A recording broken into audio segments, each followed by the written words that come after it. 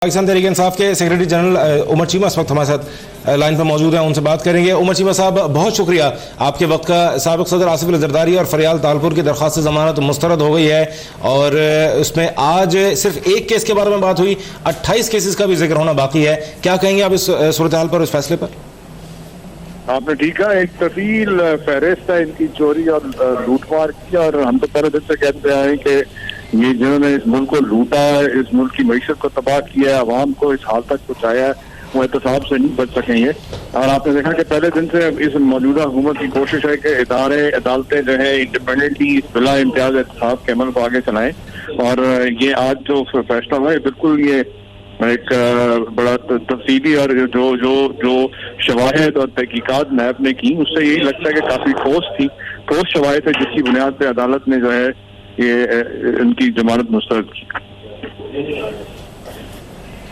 सही। अच्छा, ये बताइएगा कि जिस तरह से फरियाल तालपुर साहिबा और आसिफ अली जरदारी साहब बार बार पेश होते रहे, उनको कई मरतबा अबूरी जमानत में तोसी होती रही, अब जो पेशरफ्त हुई है इससे क्या आपको ऐसा लगता है कि नैब की टीम के जो दलाइल हैं और जो शवाहिद हैं वो अब कंक्लूसिव होने की तरफ जा रहे हैं, कि जिसके बाद अदालत अब मुतमईन होती जा रही है कि जो दलाइल मिल रहे हैं उसके तहत अब मुल्ज़िमान की गिरफ्तारी जरूरी?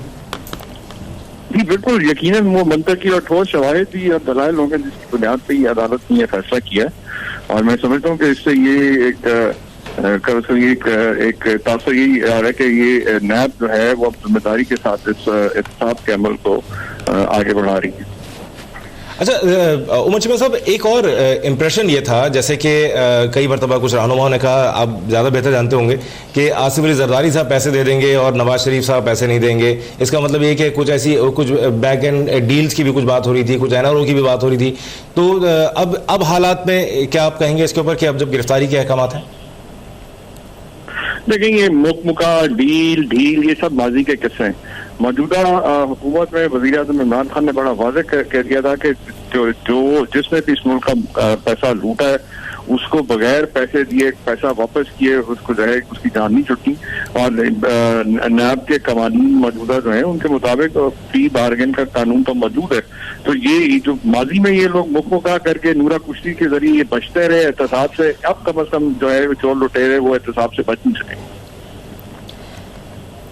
सही। अच्छा, ये भी बताइएगा कि जिस तरह से ये जो प्ली बार्गेन का कानून है, इसके ऊपर एक तरह से मुल्ज़िमान को ये इत्मीनान होता है कि अगर वो पकड़े गए और कई बरस तक केस चलता रहा तो उसके बाद कुछ परसेंटेज उसका दे के वो छूट जाएंगे।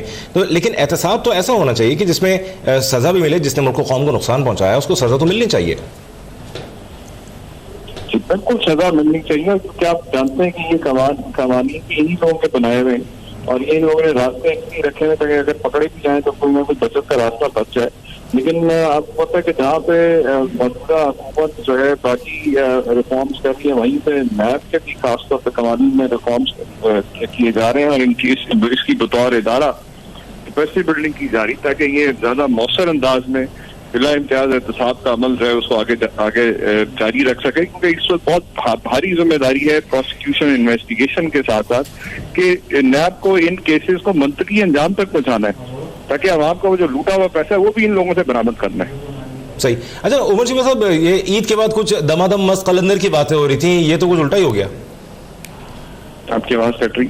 ये जो अपोजिशन ने तहरीक चलाने की बात की थी और कहा था दमादम मस्त कलंदर होगा ईद के फौरी बाद, तो मामला कुछ उल्टे होते नजर आ रहे हैं।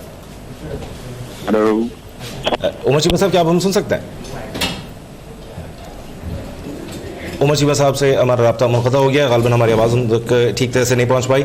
इस्लामाबाद हाई कोर्ट ने मेगा मनी लॉन्ड्रिंग केस में आसिफ अली जरदारी और फरियाल तालपुर की अदालत ने दोनों रहनुमाओं को गिरफ्तार करने की इजाज़त दे दी है। इतलात ये हैं कि नैब की टीम इस वक्त पार्लियामेंट हाउस में मौजूद है और स्पीकर कौमी असम्बली को बाकायदा तौर पर आगाह करने के बाद उनकी गिरफ्तारी अमल में लाई जाएगी। आसिफ अली जरदारी और फरियाल तालपुर की दरख्वास्त जमानत, अबूरी जमानत जो थी वो मंजूर की गई थी और अब आज अबूरी जमानत की मनसूखी के बारे में नैब प्रोसिक्यूटर ने दलाइल दिए और सिर्फ एक केस का जिक्र किया और कहा कि 29 मामलात हैं, 29 अकाउंट्स हैं जिनकी ट्रांजैक्शंस की जांच पड़ताल होनी बाकी है।